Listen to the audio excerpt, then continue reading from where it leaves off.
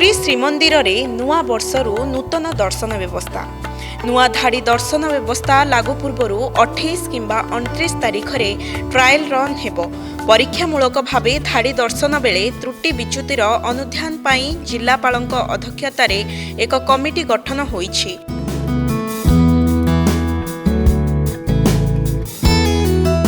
नाटमंडप धाड़ी दर्शन व्यवस्था आरंभ हेले भी भीतर काठ दर्शन बंद हेबनी।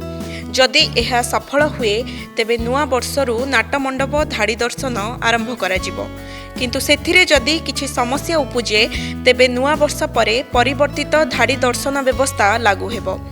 परीक्षामूलक धाड़ी दर्शन बेले त्रुटि विच्युति को अनुध्यान पाई जिल्लापालक अध्यक्षतार एसपी और अन्य माननकु नेई एक कमिटी गठन करा जायछि।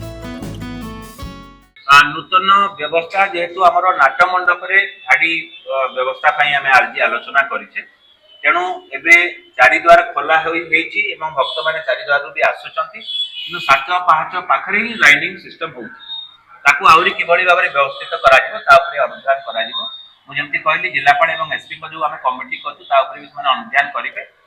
वीआईपी दर्शन एवं जहाँ आलोचना होती परवर्ती पर्याय आपको सूचना देवु। प्रारंभिक भाव में आमको परामर्श आसी पंडा द्वार देकरी नाटमंडप होकरी जीवाई जिते भीतर काठ दर्शन चली सेपटे बड़ दिन और नुआ वर्ष लगी एबेठू श्रीक्षेत्र रे जमिलानी भिड़।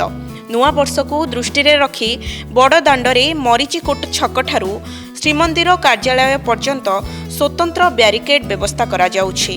एही ब्यारिकेड देई श्रद्धालु माने सिंह द्वार रे प्रवेश करी अन्य द्वार रे प्रस्थान करिवे।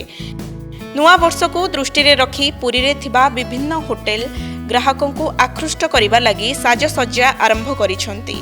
पर्यटकों को सुरक्षा एवं उत्तम आतिथ्यता प्रदान पाई होटेल एसोसिएशन सह पुरी पुलिस रो एक बैठक अनुष्ठित होई जाइछि।